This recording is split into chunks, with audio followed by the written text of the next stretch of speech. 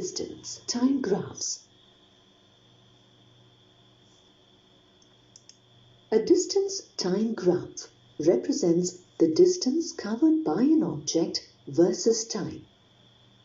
In such a graph, time is taken along the x-axis and distance is taken along the y-axis.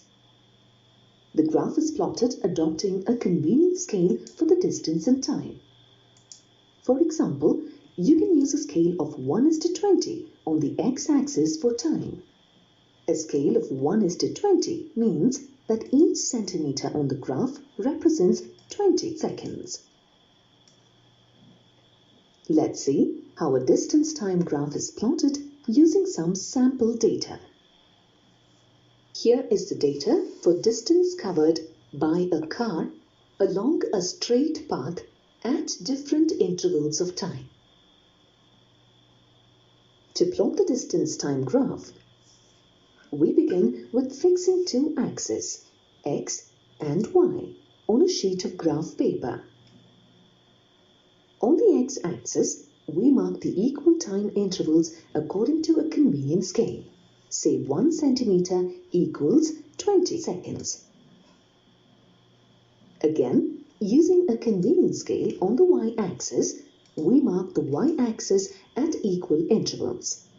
For example, as mentioned earlier, your scale could be 1 centimeter equals 20 meters. For each set of figures, locate and plot a point at which the perpendiculars drawn from the respective time and distance values on the axis intersect. Finally, we connect all the points, starting from the origin using straight lines. This gives us a distance time graph for the data provided. Considering the nature of the motion of a body, a distance time graph may show a body at rest, a body with uniform motion, and a body with non-uniform motion. If a body is at rest and does not move, we say the distance traveled by the body is 0, no matter how much time has elapsed. The distance time graph for such a body at rest is plotted as a straight line along the x-axis. However, consider a situation where the body has already traveled a distance of 5 meters. When we start analyzing data on its movement, it means that the body is at 5 meters at 0 seconds. If the body continues to be at the same position for the rest of the time, then the graph is a straight line parallel to the x-axis. When a body exhibits uniform motion, it travels equal distances in equal intervals of time. For example, consider a body moving with uniform speed. The data provided represents the position of the body at different instances of time. The initial position of the body is represented at the origin.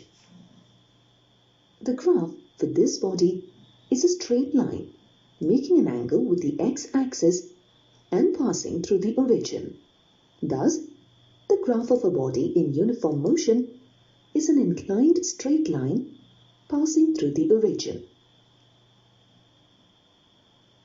If the magnitude of displacement of a body is equal to its distance, you can also use the term uniform velocity in place of uniform speed. When a body exhibits non-uniform motion, it travels either unequal distances in equal intervals of time or equal distances in unequal intervals of time. For example, the table gives the position of a body at different instances of time. When we plot the distance time graph for the data given, we observe that the distance time graph for a body having non-uniform motion is a curve. Let's analyze this data further.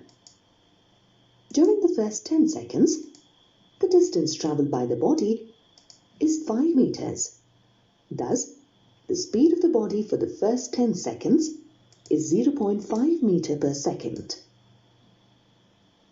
For the next 10 seconds, the distance covered by the body is 10 meters. Hence, the speed of the body during the second 10-second interval is 1 meter per second. We observe that the speed of the body increased with time at a constant rate. Hence, we can say that the body moves with uniform acceleration. Thus, for a body with uniformly accelerated motion, the distance-time graph is a curve. Now let us consider a body moving unequal distances in equal time intervals. As you can see, a graph plotted based on the data provided again shows a curve.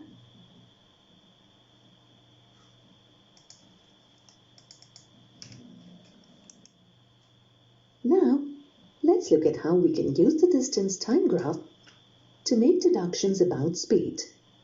To determine the speed of an object, consider a segment PQ of the distance-time graph of an object in uniform motion.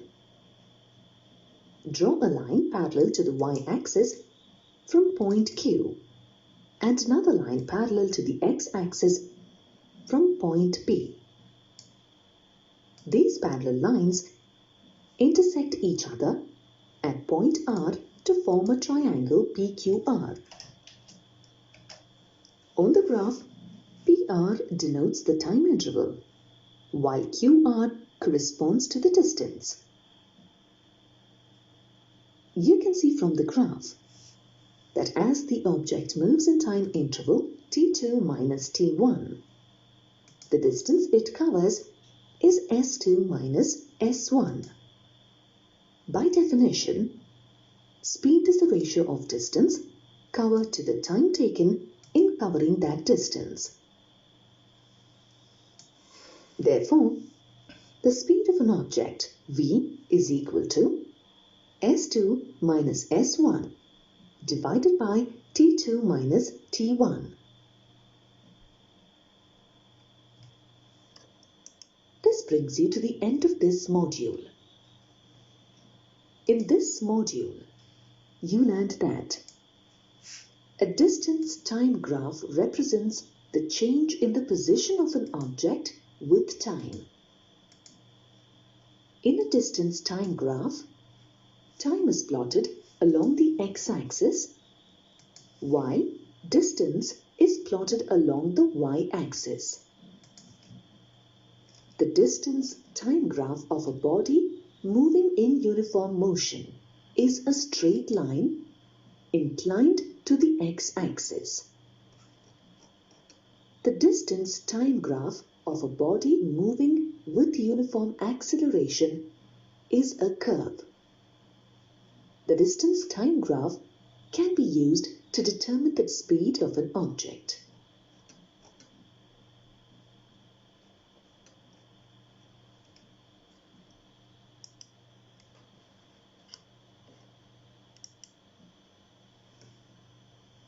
The distance-time graph of a car is shown.